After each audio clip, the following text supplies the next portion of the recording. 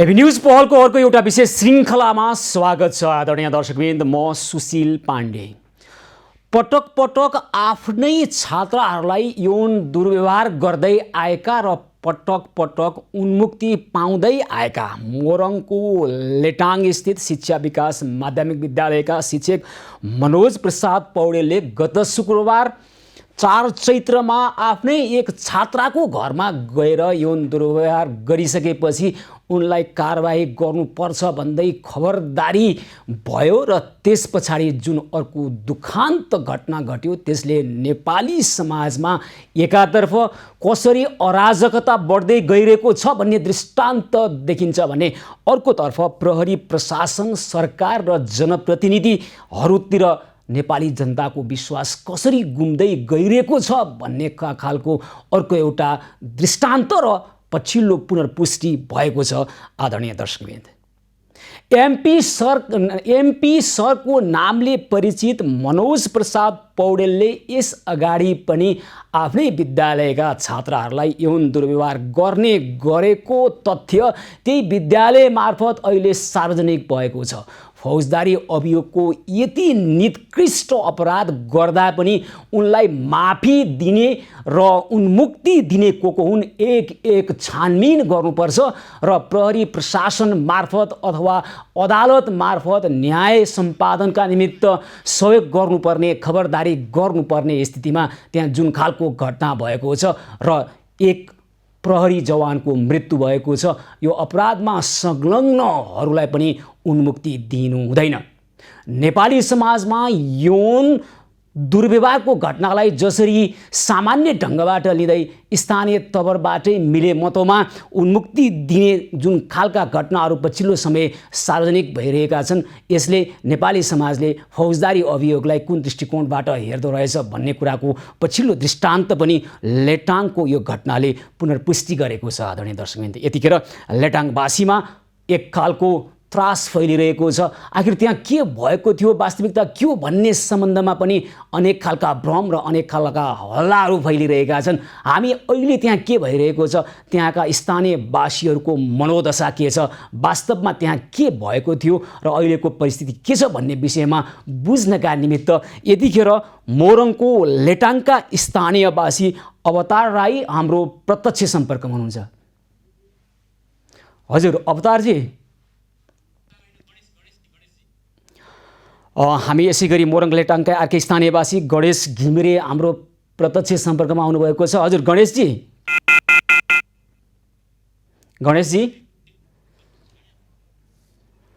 दर्शकमित मोरङको लेटाङको यो घटनाले नेपाली समाजमा कस्तो खालको विकृति मौलाइरहेको छ।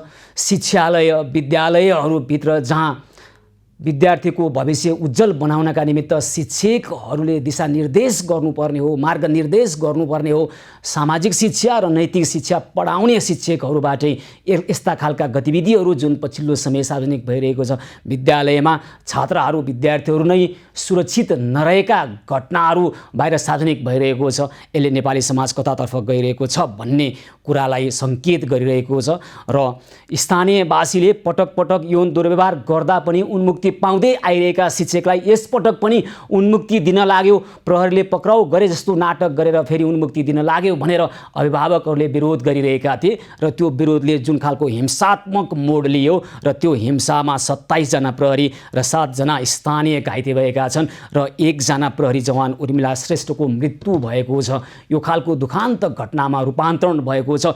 1 जना यौन दुर्व्यवहारको आरोप लागेका शिक्षकलाई प्रहरी प्रशासनले पक्राउ गरेर आवश्यक छानबिन गरेर न्यायालय मार्फत उनलाई कानुनी कठघरामा उभ्याएर कानुनी सजाय दिनु पर्दथ्यो।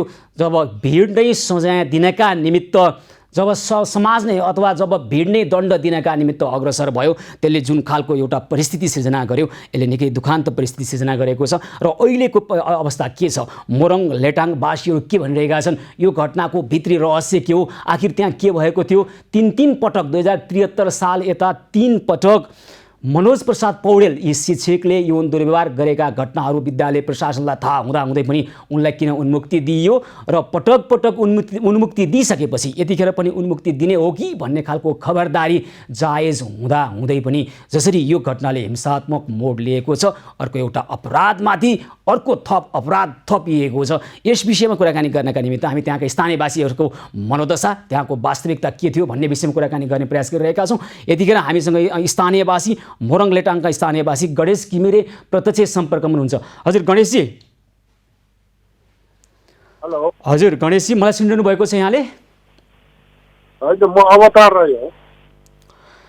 हजुर अवतारजी, ल के भएको थियो भन्नुहोस् त? त्यहाँ मोरङको लेटाङको यो घटनामा विभिन्न खालका हल्लाहरू छन्, विभिन्न खालका भ्रमहरू बाहिर आइरहेका छन्।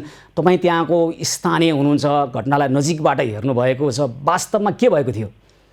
घटना घटेको दिन चाहिँ म एउटा तालिममा थिएँ, त्यो लेटाङकै बजारभित्र थिएँ म है। लेटाङ बजारभित्रै म त्यो घटना घटेको दिन चाहिँ जुन शिक्षा विकासमा त्यो घटना घटिरहेको थियो अथवा त्यहाँ आन्दोलन भइरहेको थियो, त्यतिखेर म लेटाङ बजारमै थिएँ, एउटा तालिममा थिएँ। तालिममा उक्त पीडक मनोज पौडेलको चाहिँ माथि हामीसँगै हुनुहुन्थ्यो। उहाँसँगै हामी 2 दिने तालिममा थियौँ। त्यो अन्तिम दिनको दिनमा चाहिँ त्यो घटनाहरू घटिरहेको रहेछ। थाहा भएन, त्यो कार्यक्रम समापन हुने बेलामा, हाम्रो तालिम समापन हुने बेलामा चाहिँ एकजना महिला आएर उक्त पीडक मनोज पौडेलको चाहिँ श्रीमतीलाई तानेर लानुभयो कि। अनि किन लानुभएको, हाम्रो कार्यक्रम समाप्त हुँदैछ, यहाँ एउटा आज सम्पन्न भएको छ, तालिम सम्पन्न जानु होला भनियो। तर उहाँलाई एकदम अर्जेन्ट काम छ भनेर चाहिँ लगियो कि। अनि त्यस्तै साँझ 5 बजेतिर हामी तालिम समापन भएर चाहिँ हामी त्यो मोरङ बचतबाट घरतर्फ लागेका थियौँ। घरमा आइपुग्दाखेरि चाहिँ विभिन्न चाहिँ आन्दोलन भयो अरे, आगजनी भयो अरे, तोडफोड भयो अरे भन्ने कुरा चाहिँ खबर सुनियो आइतबारको दिन है। अनि त्यो घटनास्थलमा चाहिँ हाम्रो त्यो रुपेश भन्ने भाइ, युवा भाइ चाहिँ त्यहाँ जानुभएछ। त्यो स्थानमा चाहिँ जाँदाखेरि पुरा चाहिँ अब युवा केटाहरू, त्यहाँको आन्दोलनकारीहरू, स्थानीय बासिन्दाहरू चाहिँ आक्रोशित उसमा चाहिँ ढुङ्गामुढा गरिरहेको देख्नु भएछ। त्यो देख्दाखेरि त्यो रुपेश खड्काजीले चाहिँ त्यो आन्दोलनकारीहरूलाई त्यो स्थानीयको आक्रोशलाई अलिकति कन्ट्रोल गर्न भनेर त्यहाँ सम्झाउन जाँदाखेरि उहाँलाई उल्टै चाहिँ ढुङ्गामुढा गरेर कुटपिट गरेर त्यहाँ चाहिँ लखेटिएछ क्या। बिचमा सामूहिक रूपमा कुटपिट पनि गरेको देखिएको छ। त्यो भिडमा चाहिँ कुटाइ खाइरहेको पनि देखिन्छ। त्यहाँ भिडियोमा तपाईँको चाहिँ विभिन्न च्यानलहरूमा अहिले देख्न पाइन्छ। र त्यो कुटाइबाट चाहिँ राति त्यस्तै 7-8 बजीतिर आइपुग्नु भएको रुपेश खड्कालाई हामीले त्यो गम्भीर चोट लागेको देखेर तत्काल हामीले नोबेल हस्पिटलतिर लग्यौँ एउटा साथी भएको नाताले। अनि नोबेलमा लगेर उहाँको त्यो टाउको सिटी स्क्यानहरू गरेर सबै उपचार गरेर अब ल त्यत्रो बस्नुपर्ने अवस्था छैन भनेर डक्टरले चाहिँ भन्नुभयो। अनि ल तपाईँ जान सक्नुहुन्छ भनेर सबै सकेर रिपोर्टहरू लिएर औषधिहरू लिएर फर्किने क्रममा चाहिँ विराटनगर प्रहरीले चाहिँ के अरे असैको कमान्डमा, एकजना असैको कमान्डमा आउनुभएको त्यो प्रहरी टोली, उहाँहरूले चाहिँ सबैको त्यहाँबाट ल हाम्रो पश्चिमाञ्चल अस्पतालमा पनि उपचार गर्नुपर्छ भनेर उहाँले त्यति भनेर पक्रेर लानुभयो कि, नियन्त्रणमा लिएर लानुभयो। लगिसके पछाडि उहाँको अवस्था कस्तो छ त्यो हामीलाई जानकारी छैन होइन। अनि त्यो विषयमा हामी अलिकति चिन्तित छौँ। अवतारजी, त्यहाँ तपाईँले चाहिँ के थाहा पाउनुभयो अथवा त्यहाँको स्थानीयवासीहरूको अहिलेको मनोदशा के छ? अब अहिले निषेधाज्ञा छ होइन, कर्फ्यूको अवस्था छ, के भन्नुहुन्छ त्यहाँका मानिसहरू? त्यहाँनिर घटनामा चाहिँ अलिकति त्यहाँ कसैको उक्साहटमा हो कि भन्ने आशंका चाहिँ लाग्छ। अब त्यहाँ स्थानीयवासीहरूको यताउति भनेर सुन्दाखेरि चाहिँ स्थानीयवासीहरूको मुखबाट कुरा सुन्दाखेरि चाहिँ त्यहाँ नौलो केटाहरू आएका थिए, जति अपरिचित केटाहरूको हुलहरू चाहिँ त्यहाँ देखिन्थ्यो भनेर भन्छ त्यहाँको स्थानीय बासिन्दाहरूले। त्यसो भनेको सुन्दाखेरि चाहिँ सायद त्यो अन्तैबाट परिचालित केही थिए र ती अनाहकमा अचानक त्यो मतलब निर्दोष प्रहरी जवानको ज्यान गयो। हामी एकदमै त्यो प्रति दुःख व्यक्त गर्न चाहन्छौँ होइन, खेद प्रकट गर्न चाहन्छौँ। त्यो जसले पनि त्यसरी घटाएको छ त्यो एउटा यसमा कसको दोष देखिन्छ? त्यहाँका स्थानीयवासीहरू के भन्नुहुन्छ? कसको कमी कमजोरीको कारणले यो दुखान्त घटना भयो? कमी कमजोरी चाहिँ त्यो जस्तो पीडक मनोज पौडेल सरलाई चाहिँ जतिखेर चाहिँ के अरे त्यो सम्झाउन भनेर त्यो अनुसन्धान गर्न भनेर त्यहाँ ल्याइएको थियो, त्यतिखेर कानुनलाई चाहिँ हस्तान्तरण गरिसक्नु पर्ने थियो।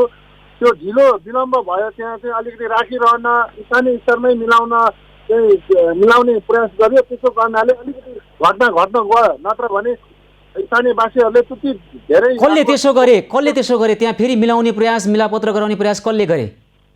त्यहाँको तपाईँको स्थानीय प्रतिनिधिहरू लगायत त्यहाँका स्कुलको व्यवस्थापन समिति लगायत स्थानीय बासिन्दाहरूको चाहिँ संलग्न देखिन्छ त्यहाँ चाहिँ। ल हुन्छ अवतारजी, यहाँलाई धेरै धन्यवाद छ। यतिखेर हामीसँग मोरङका प्रमुख जिल्ला अधिकारी काशीराज दाहाल प्रत्यक्ष सम्पर्कमा हुनुहुन्छ।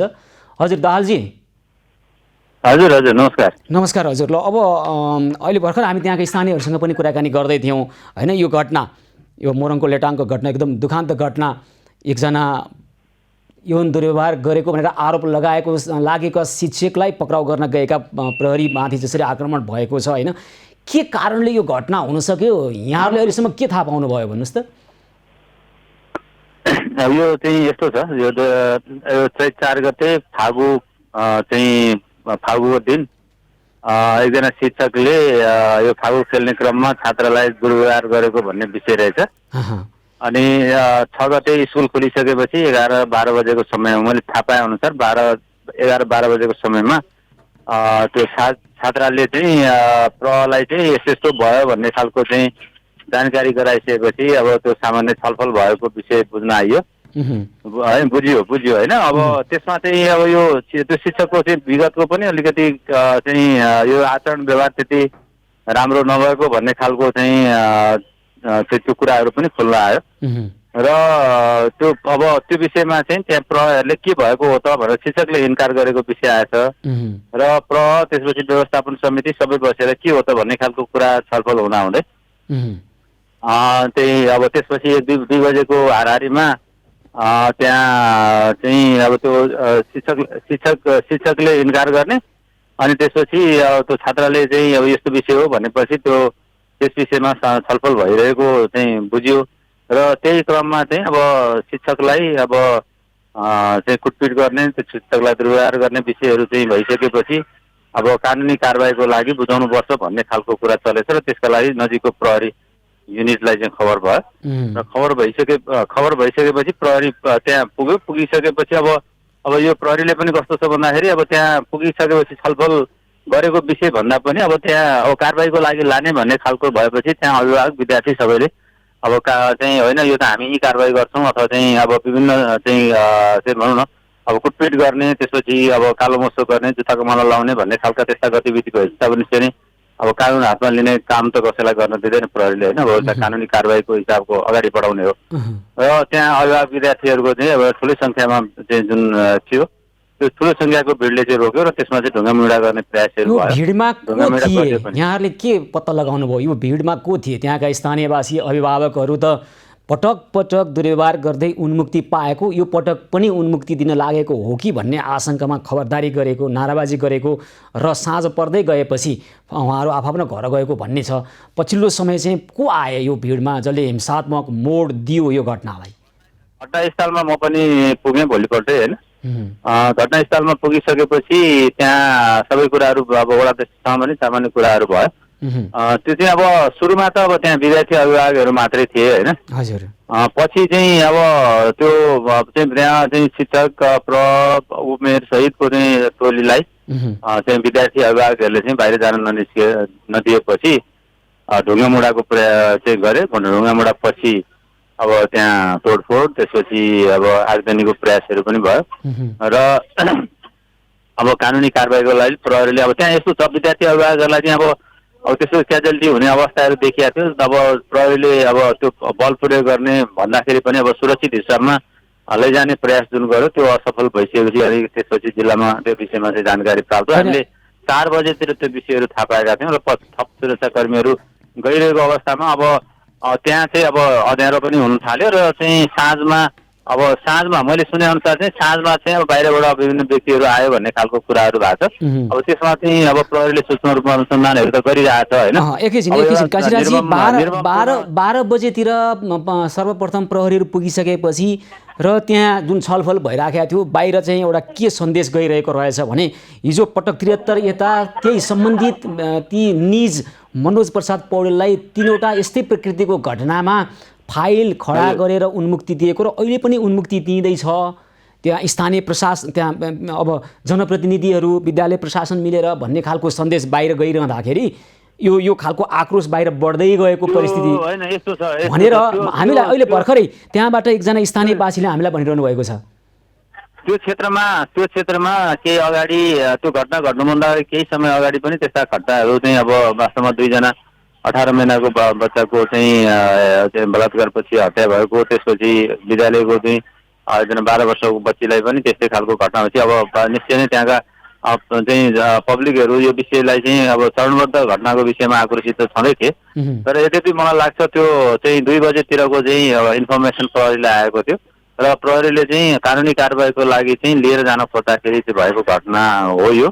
र थप मद्दत हामीले पछि पठाएका थियौँ, तर अब समय अलिकति के छ भन्दाखेरि अब सकेसम्म प्रहरीले चाहिँ अब कम बल प्रयोग गरेर नागरिकको सुरक्षाका साथसाथै होइन नि काशीराजजी, एउटा यो गम्भीर कुरा, यो संवेदनशील विषय छ है। प्रहरीले पक्राउ गरेर फेरि उन्मुक्ति दिन लाग्यो भन्ने खालको जुन खालको प्रहरी प्रतिको होइन यो सुन्नुपर्छ। तपाईँले सुन्नुहोस् न, तपाईँको मेरो मात्रै विषय होइन, कृपया काशीराजजी सुन्नुहोस्। होइन गर्दैन, तपाईँको कुरा रह्यो होइन, प्रहरीले गर्दैन यसो हुँदैन, यो तपाईँको कुरा रह्यो कि त्यहाँको स्थानीयवासीको यो खालको धारणा निर्माण हुँदै गइसकेपछि यो आक्रोश बढ्दै गएको छ कि हो, यो कुरालाई चाहिँ ध्यान दिनु पर्थ्यो नि। त्यही त अनि अब हाम्रो समाज कुन दिशातर्फ गइरहेको छ त्यो तपाईँले पनि एनालाइज गर्नु भएको छ होइन। यो विषयमा चाहिँ कस्तो छ भन्दाखेरि यो विगतका घटनाहरूमा तत्काल प्रहरीले सम्बन्धित व्यक्तिहरूलाई एरेस्ट गरेर कानुनी कारबाही गरिरहेको अवस्था छ, त्यो आशंका मान्नुपर्ने अवस्था नै छैन। ठिकै छ, तपाईँले सोलो रूपमा यसो भन्नुभयो ठिकै छ होइन, आशंका मान्नु पर्दैन, तर विभिन्न प्रवृत्तिका व्यक्तिहरू हुन्छन् होइन, प्रवृत्तिका व्यक्तिहरूलाई समाजले नै त्यसलाई चाहिँ पहिचान गर्ने हो, त्यसलाई चाहिँ तपाईँको चाहिँ कानुनी हिसाबको चाहिँ उपचार खोज्ने हो हैन। यो विषयलाई चाहिँ यहाँहरूले अलिकति ठिक छ, यो यसमा त हामी विमति राख्दैनौँ। तपाईँले भनेको यो सोलो डोलो यो धारणागत विषयमा, यो सैद्धान्तिक र नीतिगत विषयमा हामी पनि विमति राख्दैनौँ, तर त्यहाँ भएको के छ एकदम मिहिन ढङ्गबाट हेर्दै जाँदा 2073 सालदेखि त्यही निज मनोज प्रसाद पौडेल यस्तो घटनामा 3 चोटि उन्मुक्ति पाएका छन्। उनलाई फाइल खडा गरेको छ, MP सर नामको फाइल त्यहाँ विद्यालयमा छ, त्यो हामीले हेऱ्यौँ होइन। 3 पटक उन्मुक्ति पाइसकेपछि एकैछिन होइन यहाँले भन्ने कुरा होइन, तपाईँले सुन्नुहोस्, मैले तपाईँलाई यो तपाईँसँग मैले यो प्रश्नको उत्तर खोज्ने भन्दा पनि यही कारणले गर्दाखेरि एकैछिन स्टुडियो साहब यो सुन्नै पर्छ क्या, यही कारणले गर्दाखेरि त्यहाँका स्थानीयवासीको आक्रोश बढ्दै गएको रहेछ होइन त। यो कुरा त स्वीकार्नु पर्यो हामीले होइन। त्यो आक्रोश फेरि जस्टिफाई गर्न खोज्या होइन, त्यो आक्रोश सही थियो भनेको होइन। त्यहाँ अपराध भएको छ, उर्मिला श्रेष्ठ प्रहरी जवानको मृत्यु भएको छ, त्यो अपराध भएको छ, यो अपराध स्वीकार्य छैन। त्यस्तो भनौँ न, अब कानुन हातमा लिने काम त कसैले गर्नु भएन, किनभने अब त्यसलाई कारबाही नगर्ने अथवा चाहिँ प्रहरी प्रशासनले त्यसलाई कारबाही नगर्ने भनेको पनि होइन, कानुनी कारबाहीको लागि लिएर जाने प्रयास गर्दाखेरि त्यस्तो अवस्थाहरू चाहिँ सिर्जना भएको छ होइन। यसमा सबै निन्दनीय घटना छ होइन। अब एउटा चाहिँ अब नागरिकलाई सुरक्षित गर्दै अब त्यहाँ 4-5 जना बन्धक भएको थियो अवस्था थियो, त्यहाँ उपमेयर बन्धक भएको अवस्था थियो, विद्यालय व्यवस्थापन वडाध्यक्ष लगायत केही प्रहरीहरू होइन। अब प्रहरीले निकै संयमता अप्नाएको थियो हेर्नुहोस् है। अब सामान्य धेरै प्रहरीहरू घाइते भएर नागरिकहरूको क्षति कम भएको अवस्था छ। 1 जना मात्रैलाई चाहिँ तपाईँको अहिले हस्पिटलमा उपचार भएको छ आन्दोलनकारीतर्फ होइन, अरू सबै छुटिसकेका छन्। प्रहरी झन् 29 जना, एउटाको अब चाहिँ यो असामयिक निधन भयो एउटा प्रहरी जवान, महिला प्रहरी जवानको होइन। त्यो हुनाले चाहिँ अब चाहिँ यो अवस्थामा हामीले धेरै संयमता अप्नाएको अवस्थाहरू छ।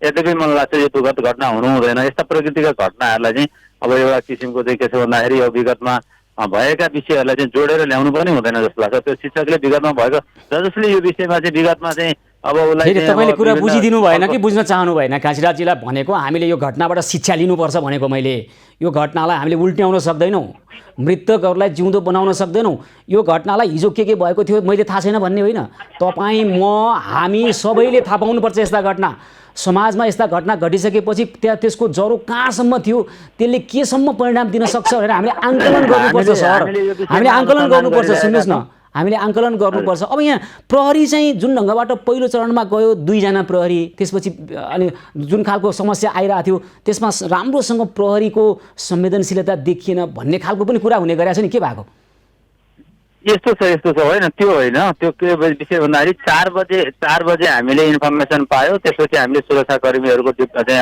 अवस्थाहरू आकलन गरेर पठाएका थियौँ र सुरक्षाकर्मीहरूको परिचालन भएको थियो त्यहाँ तपाईँको चाहिँ सुरक्षाकर्मीले अब चाहिँ आफ्नो हिसाबमा चाहिँ बल प्रयोग गरेको अवस्थाहरू चाहिँ अब भएको भए धेरैजनाको चाहिँ ज्यान जान सक्ने अवस्थाहरू थियो अब रेस्क्यु गरेर लाने क्रममा प्रहरी आफै जिल्लाको प्रहरी उपरीक्षक आफै खटेर त्यो चाहिँ बन्धक बनाएका व्यक्तिहरूलाई रेस्क्यु गरेर चाहिँ लिएर आएर चाहिँ तपाईँको चाहिँ अवस्था थियो र त्यो अवस्थामा भिडले तपाईँको राति विभिन्न ठाउँबाट चाहिँ ढुङ्गामुढा गरेर होइन अब चाहिँ धारिलो हतियार प्रयोग गरेर चाहिँ प्रहरी जवानको चाहिँ हत्या गरिएको अवस्थाहरू छ यो वास्तवमा चाहिँ यो निन्दनीय छ यस विषयमा चाहिँ हामीले गहिरो अनुसन्धान गरिरहेका छौँ दोषीलाई कारबाही गर्ने विषयमा हाम्रो चाहिँ ध्यान केन्द्रित छ हामी सूक्ष्म रूपमा अनुसन्धान गरिसकेका छौँ र यस्ता समाजमा देखेका यस्ता विकृति र विसङ्गतिहरूलाई चाहिँ कम गर्ने जस्तै भनौँ अब छात्र छात्राहरूप्रति विद्यालयमा त्यस्तो चाहिँ दुर्व्यवहार हुने अवस्थाहरू चाहिँ आउन दिनु हुँदैन भन्ने खालको हिसाबमा चाहिँ हाम्रो चाहिँ अब कहीँ पनि दुर्व्यवहार हुनु भएन घरमै दुर्व्यवहार भएको छ यहाँ सञ्चालन गर्नुपर्ने अवस्थाहरू हुन्छ होइन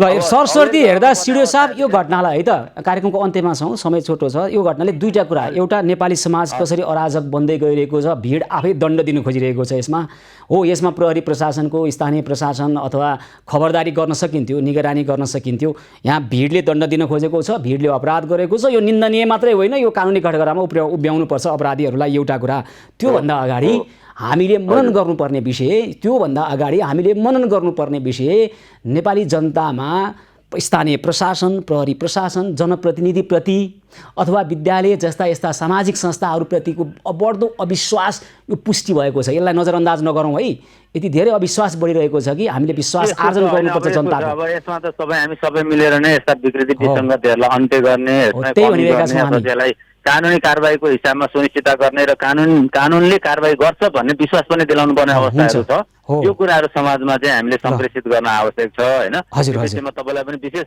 अब मलाई पनि धारणा राख्ने मौका दिनुभयो तपाईँलाई विशेष धन्यवाद दिन चाहन्छु अहिले सहज कर्फ्यू हाम्रो चाहिँ अब आउने चाहिँ भोलि बिहान 6 बजे हामीले कर्फ्यू खोलिसकेका छौँ त्यो क्षेत्रको चाहिँ जनजीवनलाई सामान्यकरण गर्ने प्रयासहरू हामीले कर्फ्यू खुला गरेपछि के असामान्य हुन्छ भन्ने आशंका नि गर्न थालेको छ नि फेरि के हुने हो भन्ने शङ्का छ नि त्यहाँको स्थिति त्यस्तो छैन हामी यस्तो छ त्यहाँ चाहिँ अब त्यहाँ यो मेरो चाहिँ तपाईँहरू मार्फत त्यहाँ क्षेत्रका नागरिकहरूलाई म के अपिल गर्न चाहन्छु भने सुरक्षाकर्मीहरू परिचालित रहन्छन् कर्फ्यू आदेश हटिसकेपछि पनि र सुरक्षाकर्मीहरूले चाहिँ अब जीवनलाई सामान्यकरण गर्ने सन्दर्भमा नागरिकहरूलाई सहयोग र चाहिँ सहकार्य गर्छन् यहाँहरूले त्यस्ता गतिविधिहरू हुन सक्ने सम्भावनाहरूको विषयमा आकलन गर्नुपर्ने अवस्था हुन्छ फेरि पनि त्यस्ता व्यक्तिहरूलाई चाहिँ पहिचान गर्ने र तिनीहरूलाई चाहिँ कानुनी कारबाहीको दायरामा ल्याउने कुरा चाहिँ त्यहाँको समाजले चाहिँ गर्नुपर्छ भन्ने लाग्छ ल हुन्छ काशीराजजी अब मनोज प्रसाद पौडेलले योभन्दा अगाडि के खालका हरकत गरेका थिए र कोले उन्मुक्तिमा त्यहाँ हस्ताक्षर गरे कोले उन्मुक्ति दिनको लागि पहल गरे उनीहरूलाई पनि कानुनी कारबाहीको दायरामा अनुसन्धानको दायरामा ल्याउनको लागि पहल गर्ने र प्रहरी जवानको मृत्यु हुने गरी अर्को अपराधमा संलग्न हुने अराजक भिडलाई पनि रूपमा छानबिन गर्छौँ यसमा आग्रह पूर्वक हामी केही पनि गर्दैनौँ इभिडेन्स बेस्ड इन्भेस्टिगेसनको प्रक्रिया अगाडि बढेको हुन्छ हामी निरन्तर खबरदारी गर्छौँ निरन्तर निगरानीमा रहन्छौँ यो घटनालाई त्यसै छाड्दैनौँ हस् यहाँलाई धेरै धेरै धन्यवाद छ धन्यवाद उहाँ हुनुहुन्थ्यो मोरङका प्रमुख जिल्ला अधिकारी काशीराज दाहाल मोरङको लेटाङमा भएको यो घटनाको बारेमा हामीलाई जानकारी गराउँदै हुनुहुन्थ्यो र आदरणीय दर्शक हामीसँग यस्तै खालका अन्य विषयहरू पनि बाँकी छन् एभी न्युज पहल निरन्तर जारी रहनेछ हामीसँगै रहनुहोला एभी न्युज पहलको यो विशेष श्रृङ्खलामा पुनः स्वागत छ आदरणीय दर्शकवृन्द कुनै पनि मुलुकको सरकारी कार्यालय अथवा सरकारबाट सञ्चालित निकायले आम जनतालाई र त्यहाँ पुग्ने सेवाग्राहीहरूलाई कस्तो व्यवहार गर्दछ भन्ने कुराले त्यो देशले जनतालाई कतिको प्राथमिकता दिन्छ अथवा जनता केन्द्रित छ कि छैन भन्ने कुराको पुष्टि गर्छ। र नेपालका सरकारी कार्यालयहरूको कुरा गर्ने हो भने त हाकिम साहबहरूका निमित्त सबै सेवा सुविधाहरू राखिएका हुन्छन्। उनीहरूका निमित्त शौचालय भिन्दै हुन्छ, पार्किङको व्यवस्था गरिएको हुन्छ। सेवाग्राहीहरूलाई न राम्रोसँग सम्मानपूर्वक त्यहाँ प्रवेश गराइन्छ, न प्रवेश गरिसकेपछि सामान्य मानवीय व्यवहार पनि मात्र गरिन्छ। एकाध कार्यालय छोडेर अधिकांश कार्यालय सेवाग्राही मैत्री छैनन्, हाकिम मैत्री छन्। जनताको सेवकहरूलाई चाहिँ हाकिम बनाइएको छ र जनता जो चाहिँ लोकतन्त्रमा मालिक भनिन्छ उनीहरूलाई चाहिँ सेवक अथवा सेवकै नभनौँ, एउटा तितो एउटा शब्द नोकर भन्दा पनि तल्लो व्यवहार गरिन्छ। आखिर यो किन? पछिल्लो समय त्रिभुवन अन्तर्राष्ट्रिय विमानस्थलमा आफन्त लिन आउनेहरूले जहाँ कुर्नुपर्छ त्यो कुर्ने काम केही मिनटको पनि हुनसक्छ, केही घन्टाको पनि हुनसक्छ। कतिखेर विमान आउँछ र त्यहाँबाट आफन्त आउलान् भनेर कुर्नेहरूका निमित्त अहिले बस्ने अवस्थाको अथवा कोठाको सुविधा अनुसार शुल्क लिन थालेको भन्ने कुराले सामाजिक सञ्जाल लगायत अन्यमा एउटा एक खालको विवाद सिर्जना भएको छ। आखिर त्रिभुवन अन्तर्राष्ट्रिय विमानस्थलमा सुपरियर कक्षमा बसेर आफन्त कुर्दा 50 रुपियाँ अनि डिलक्स कक्षका लागि 100 रुपियाँ। एकातर्फबाट हेर्दा पैसा तिरेर केही सुविधा लिनु ठिकै हो भने जस्तो लागे पनि अर्कोतर्फ यस्ता खालका सार्वजनिक स्थलहरूमा सेवाग्राहीहरूको भिडभाड हुने स्थलमा यसरी पैसा लिँदै गर्दा आम जनता र सेवाग्राहीले के सोच्लान् भन्ने खालका कुराहरू पनि आइरहेका छन्। आखिर यो खालको व्यवस्थापन किन गरियो र यसले दिने सन्देश के हो? आखिर यसो गर्दा देशलाई के फाइदा हुन्छ, जनताले के महसुस गर्छन् भन्ने विषयमा थुप्रै खालका विवाद भइरहेका छन्। आखिर भएको चाहिँ के हो? यस विषयमा कुराकानी गर्नका निमित्त यतिखेर हामीसँग प्रत्यक्ष सम्पर्कमा हुनुहुन्छ त्रिभुवन अन्तर्राष्ट्रिय विमानस्थलका प्रवक्ता एयरपोर्ट अपरेसन डिपार्टमेन्टका निर्देशक टेकनाथ सिटौला।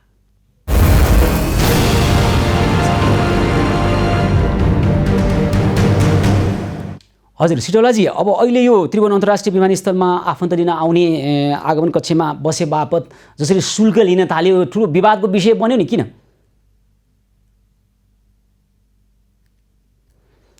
विवादको विषय भन्दा पनि होइन, अब यसलाई हामीले चाहिँ भर्खरै यो प्र्याक्टिस गरेको भन्ने सुन्यौँ केही 1-1.5 महिनाको दौरानमा। अब यसमा हाम्रो के छ भन्दाखेरि मिडियाबाट यो कुरा आएको छ अहिले हामीलाई, र जो सेवाग्राही हुनुहुन्छ उहाँहरूले चाहिँ हाम्रो कार्यालयमा यस्तो बढी यसरी चाहिँ शुल्कहरू अनावश्यक लिनुभयो अथवा चाहिँ बढी लिनुभयो भन्ने हिसाबले हाम्रो उजुरीहरू अथवा कुनै गुनासोहरू चाहिँ पब्लिकको लेभलबाट चाहिँ आएको होइन। औपचारिक रूपमा तपाईँहरूका नआएको पनि मिडियामा बोलेका छन् त्यहाँका सेवाग्राहीहरू यो किन लिएको शुल्क भनेर बोलिरहेका छन्। हो, अब यसमा आएको छ गुनासो होइन, मिडियाको तर्फबाट पक्कै जनताकै गुनासो हुनुपर्छ यसमा होइन, हामीले त्यसलाई स्वीकार्नु पर्ने हुन्छ। हजुर, अब यो यस सन्दर्भमा हामीले के विचारणीय पक्ष के छ भन्दाखेरि अब यो त्रिभुवन अन्तर्राष्ट्रिय विमानस्थलको जुन अराइभल एरिया चाहिँ अहिले नेपाल सरकारको निर्णयबाट केही वर्ष अगाडि लङ टर्म लिजमा चाहिँ एउटा व्यावसायिक व्यापारिक चाहिँ फर्मलाई पब्लिक प्राइभेट पार्टनरसिप अन्तर्गत त्यो एरियामा चाहिँ पूर्वाधार र सेवा सुविधाहरू, यात्रुहरूलाई आवश्यक पर्ने पूर्वाधार सेवा सुविधाहरू पनि त्यहाँ विकास गर्ने र सो बापत चाहिँ सेवा शुल्क लिने भन्ने चाहिँ केही सेवा शुल्क लिएर उहाँहरूले चाहिँ त्यो पूर्वाधारहरू चाहिँ निर्माण गर्नुभएको छ, सेवा सुविधाहरू प्रदान गर्नुभएको छ। त्यही मोडालिटी अन्तर्गत सरकारको स्वीकृति पाएर लङ टर्म लिजमा लिएर त्यो क्षेत्रको डेभलप गरेर सेवा सुविधा पनि यात्रुहरूलाई आगन्तुकहरूलाई दिने र त्यसबाट केही शुल्कहरू असुल गर्ने भन्ने कन्सेप्टमा चाहिँ त्यो भएको हो। यो अवधारणा नै जनता मैत्री अथवा मुलुक मैत्री छ त भन्ने प्रश्न यो त तपाईँलाई सोधेर नहोला है, म यो चाहिँ नीति बनाउनेहरूलाई नै सोध्छौँ हामी यस्तो किन गर्नु पर्यो। भोलि कसैले एउटा चौतारोमा शीतल आउने ठाउँमा म एकदम सोफा राखिदिन्छु, अब यो ढुङ्गामा होइन सोफामा बस्ने, तर त्यो शीतल ताप्नलाई 1000 तिर्नुपर्छ भन्न थाल्यो भने के होला? तपाईँले भन्नुभयो प्राइभेट होइन पब्लिक पार्टनरसिप कहाँ लागू हुने कहाँ नहुने भन्ने होला। म यो नीति बनाउनेहरूलाई सोध्छु। मलाई एउटा कुरा चाहिँ भनिदिनुहोस् त, यसरी आफन्त लिन आउनेहरूको आगमन कक्षमा बसे बापत शुल्क लिने यस्ता खालका विमानस्थलहरू यो पृथ्वीमा कतिवटा ठाउँमा कतिवटा मुलुकमा रहेछ? होइन, अब यस्तो छ, परम्परागत रूपमा त तपाईँको विमानस्थलहरू सरकार त सम्बन्धित देशको सरकारबाटै चाहिँ सञ्चालित हुन्थे। त्यो अवस्थामा चाहिँ तपाईँको यस्तो खालको सेवा सुविधाहरू पनि चाहिँ हुँदैन थियो।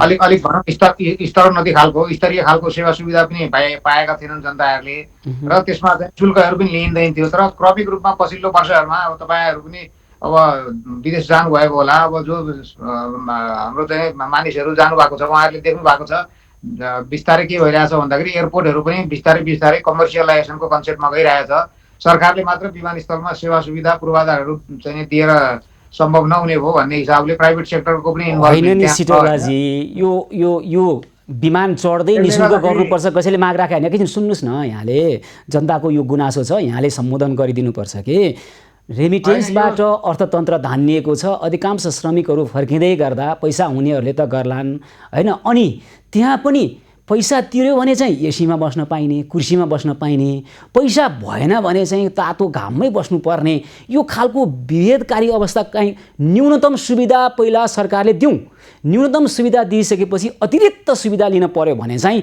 हो यस्तो खालको व्यवस्था गर्न सकिएला भन्ने एउटा तर्क हुनसक्छ। न्यूनतम सुविधै छैन पहिला, अनि अलिकता सुविधा लिनको लागि पैसा तिर्नुपर्ने, यो त भएन सिटौलाजी, भयो भन्नुहोस् त। होइन यस्तो हो, जस्तो त्यहाँ हाम्रो सबैले त्यो अनिवार्य रूपमा त्यहाँ बस्नै पर्छ, शुल्क तिर्नुपर्छ भन्ने छैन होइन। अब यो के छ होइन, भन्दाखेरि फेरि मेरो कुरो बाहिरपट्टि- बुझिदिनु भएन। सबैलाई खानेपानीको व्यवस्था गरिदिउँ, गर्मी हुन्छ भने सबैलाई फ्यान र एउटा एसीको व्यवस्था गरिदिउँ, सबैलाई बस्ने कुर्सीको व्यवस्था गरिदिउँ, हो त्योभन्दा बढी कसैलाई कुर्सी मलाई मन परेन म सोफामा बस्छु भन्यो भने चाहिँ शुल्क लिउँ न, हुन्न? त्यति त गर्न सकेका छैनौँ हामीले। होइन यस्तो छ, अब हाम्रो सबै आउने आगन्तुकहरूलाई त्यहाँ धेरै बेरसम्म बस्नुपर्ने अवस्था त हुँदैन हेर्नुहोस् होइन। तर त्यहाँ हुन्छ हुन्छ त्यहाँ यस्तो सिटौलाजी। छ, अब तपाईँको कस्तो बुझ्नुपर्ने कुरा के छ भन्दाखेरि उहाँहरू जो आगन्तुकहरू हुनुहुन्छ आफ्नो आफन्तहरूलाई लिन आउनुहुन्छ होइन, उहाँहरूलाई त्यहाँ गएर कुर्नको लागि हामीले बाहिर चाहिँ सेड बनाइदिनु भएको छ उहाँहरूले। त्यो होइन त्यो सेडमा चाहिँ उहाँहरूले बस्ने केही समय कुरेर आफ्नोमा आफन्तहरूलाई रिसिभ गरेर जानु सक्ने एउटा चाहिँ त्यो प्रावधान छ त्यहाँ। हो त्यहाँ चाहिँ तपाईँको अलिकति रिसिभ गर्न आउने व्यक्तिहरू अलिकति अशक्त टाइपको हुनुहुन्छ अथवा वृद्ध हुनुहुन्छ, अलिकति तपाईँको चाहिँ बिरामी हुनुहुन्छ भने उहाँहरूलाई चाहिँ बस्ने व्यवस्थाको अभाव चाहिँ हामीले बाहिरपट्टि निःशुल्क बस्ने ठाउँमा चाहिँ देखियो। तर अब कोही मान्छेहरू हुनसक्छ म पैसा तिरेर अझ योभन्दा बढी समय बस्थेँ अथवा कुर्थेँ, म शुल्क पनि तिर्न तयारी हुन्थेँ भन्ने खालको एउटा छनौट के अब भनौँ न, एउटा छनौट दिया हो, त्यो सेवाको छनौट दिया हो होइन। अब त्यसमा होइन, मैले दोहोऱ्याएर सोधेँ, सेवाको छनौट दिनुभन्दा पहिला न्यूनतम सेवा सबैलाई उपलब्ध गराउनु पर्यो, त्यो त अवस्था छैन त्यो त्यहाँ। हामी त्यसमा चाहिँ हामी सचेत छौँ, न्यूनतम सेवा दिनुपर्छ भन्ने कुरामा सचेत छौँ होइन। यो आधारमा हामीले चाहिँ त्यो कम्पनीलाई जसले त्यहाँ जिम्मा लिनु भएको छ होइन, त्यसमा उहाँहरूलाई हामीले यो कुरा एसएमएस भनिसकेका छौँ, ग्रुपले आजै पनि भनिसकेका छौँ। अब यो तपाईँहरूले कहिलेसम्म सच्याउला त सिटौलाजी? यो न्यूनतम रूपमा तपाईँले बाहिर केही हुँदा पनि एक लहरमा चाहिँ एक रोमा चाहिँ तपाईँले कुर्सी राखिदिनु पर्यो, ताकि चाहिँ निःशुल्क तपाईँको मान्छे लिन आउनेहरूलाई पनि केही सुविधा होस् त्यहाँ होइन। त्यो चाहिँ हामी अब होइन उहाँहरूको जिम्मेवारीको क्षेत्रमा पर्छ। हामीले चाहिँ योभन्दा अगाडि पनि त्यसरी चाहिँ अनुरोध गर्दाखेरि उहाँहरूले केही कुराहरू गरिदिनु भएको छ त्यहाँ। त्यस्तै हामीले उहाँहरूलाई चाँडै नै अनुरोध गर्छौँ। आज पनि कुरा त भएको छ इन्फर्मल्ली, फर्मल्ली नै पनि हामी चाहिँ उहाँहरूसँग यो गराएर हामी चाँडै यथाशीघ्र चाहिँ त्यहाँ थप सुविधा चाहिँ हामी बस्ने कुर्सी एटलिस्ट हुनु पर्यो भन्ने चाहिँ त्योतिर हामी देखाएको छौँ। र अब भर्सक भएछ भने त्यहाँ एउटा डिस्प्ले पनि राखिदिने, तपाईँको जहाजको चाहिँ अराइभल कुन टाइममा हुन्छ डिस्प्ले चाहिँ राखिदियो भने उहाँहरू आगन्तुक जो लिन आउनुहुन्छ उहाँहरूले चाहिँ त्यो टाइमिङ हेरेर त्यही अनुसार चाहिँ यसो चिया खानु मन लाग्यो भने बाहिर यसो गएर चिया खाएर भए पनि भयो भने त्यो गर्न सक्नुहुन्छ भन्ने हामीलाई त्यो लागेको छ। हजुर ल, एउटा व्यवस्थापन त गरिदिइहालौँ त होइन। एसएमएस ग्रुपले अब यो ठेक्कामा लियो र उसको सरकारसँग के सम्झौता भएको छ, अब एक एक गरी हेरौँला के बारे छ होइन। यतिखेर चाहिँ के गर्नु पर्यो भने तपाईँलाई जस भने जस्तो अघि हामीले भने जस्तो पहिला सबैलाई न्यूनतम सुविधाको सुनिश्चितता गरौँ, त्यस पछाडि सेवा छनौटको अवसर पाए भने अब गर्लान्। त्योभन्दा अगाडि चाहिँ न्यूनतम मानवीय सेवा हेर्नुहोस् है, तातो गर्मीमा कम्तीमा शीतल हुने कोठा, पानीको व्यवस्था, राम्रो कुर्सीको व्यवस्था, सम्मानजनक बस्न पाउने निःशुल्क व्यवस्था हुनु पर्यो। त्यति गरिसकेपछि कसैलाई म विशेष पैसा तिरेर विशेष सेवा लिन्छु भन्यो भने यो व्यापारिक जमानामा यो द्रव्य युगमा द्रव्य तिरेर सेवा सुविधा लिन पाउने पनि गरिदिउँ। त्यसो गर्दा कसैलाई नराम्रो नहोला। यसो गर्न सक्ने कि नसक्ने त तपाईँहरू? होइन हामी यसमा सकारात्मक छौँ। यो विषयमा हामी चाँडै नै छलफल गरेर उहाँहरूलाई चाहिँ हामी भन्नुपर्ने कुरा हामी फर्मल्ली नै यो कुराहरूमा हामी चाहिँ अगाडि बढ्छौँ। यसमा हामी एकदम एग्री गर्छौँ यो कुरालाई होइन, यसमा सकारात्मक छौँ। ल, सिटौलाजीको यो शाब्दिक प्रतिबद्धता त्यो व्यवहारमा देख्न पाइयोस् र त्यो खबरको रूपमा हामी सम्प्रेषण गर्न पाऊँ अबका केही दिनमा है त। हस् हस् हस् हस् उहाँ हुनुहुन्थ्यो त्रिभुवन अन्तर्राष्ट्रिय विमानस्थलका प्रवक्ता, एयरपोर्ट अपरेसन डिपार्टमेन्टका निर्देशक टेकनाथ सिटौला। र दर्शकवृन्द यसरी त्रिभुवन अन्तर्राष्ट्रिय विमानस्थलमा त्यहाँ कुर्न पर्दा पनि बस्दा पनि 50 रुपियाँ र 100 रुपियाँ थालेको कुराहरूको जसरी विवाद भइरहेको थियो, न्यूनतम सेवा दिने व्यवस्था गर्छौँ र त्यसपछि सेवाको छनौटको व्यवस्था पनि हुनसक्छ भन्ने उहाँले कुराकानी गर्नुभएको छ। यो कहिलेसम्म हुन्छ हामी निरन्तर खबरदारी गर्छौँ, निगरानी गर्छौँ र दर्शकवृन्द आज आएका यी समस्याको समाधानको पहलका निमित्त हामी लागिसकेका छौँ। भोलि पनि यस्तै खालका समस्या मात्र समस्या होइनन्, समाधानका उपायसहित हामी आउने नै छौँ। एबी न्युज पहलको आजको कार्यक्रमको समय भने सकिएको छ। कार्यक्रमबाट म सुशील पाण्डे लगायत सम्पूर्ण टिमलाई बिदा दिनुहोस्। यहाँहरू भने खबरभित्रको खबरको लागि हेर्दै गर्नुहोला एबी न्युज खबर। हस्त नमस्कार।